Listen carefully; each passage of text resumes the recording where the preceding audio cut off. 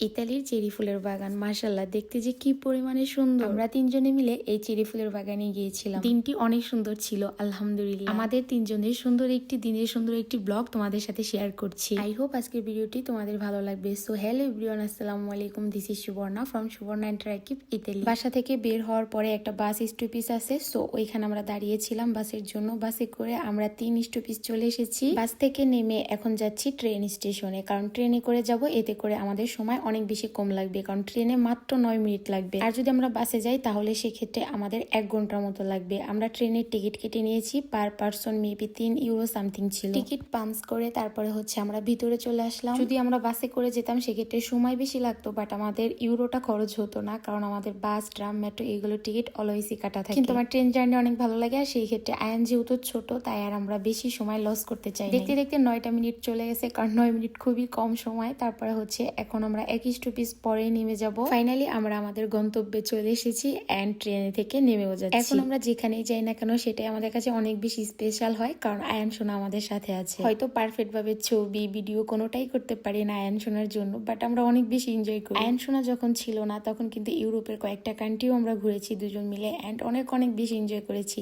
এখনো আমরা এনজয় করি আয়ান সোনাকে। যাই হোক, ট্রেন থেকে নেমে প্রায় 10 মিনিট হাঁটার পর তারপরে আমরা চলে এসেছি, আর এখন সিরিয়ালে দাঁড়িয়ে তারপর টিকিট কাটতে হবে। তোমাদের ভাইয়া অলরেডি ভিতরে চলে গিয়েছে, আর আমি আয়ান সোনাকে নিয়ে বাইরে দাঁড়িয়েছিলাম। আর টিকিটের প্রাইস ছিল পার পারসন 6 ইউরো করে। আচ্ছা, তোমরা যারা নতুন এখানে আসবে, সাথে কিন্তু রাজাদের বাড়ি, মানে রাজারা আগে যেভাবে চলাফেরা করতো সবকিছু ভেতরে আছে, অনেক কিছু দেখার মতো আছে। টিকিট 12 বা 13 ইউরো করে। এর আগের বার আমরা ঢুকেছিলাম, এবার তো আর ঢুকবো না। চেরি ফুলের বাগানে এর আগেও এসেছি আমি। আয়ান সোনার জন্য এবার আসা যেন ও একটু এনজয় করতে পারে। সকালে এসেছি, তারপরে যে এত লোক থাকবে আমি কল্পনা করি। আর হ্যাঁ, এবার কিন্তু এটা রাতেও ওপেন রাখে। যাদের দিনে সময় নাই তারা কিন্তু রাতে এখানে আসতে পারো। ফাইনালি কিন্তু আমরা তিনজন এখন চেরি ফুলের বাগানে হাঁটছি। আয়ান সোনা তো ফুলগুলো দেখে অনেক বেশি হ্যাপি হয়েছে, সে শুধু ফুলগুলো ধরতে চায়। ধরতেই বা চাবে না কেন? এত সুন্দর ফুল যদি চোখের সামনে থাকে নিজেকে কি কন্ট্রোল করা যায় বলো তো? যদি হাতে সময় থাকে অবশ্যই ফ্যামিলি নিয়ে কিন্তু একবার হলেও এখানে ভিজিট করতে ভুলবে না। ফুলগুলো কিন্তু অনেক ঝরে যাচ্ছে, আর এটা বেশি দিন থাকে না। 21 তারিখ থেকে শুরু হয়েছে মার্চের,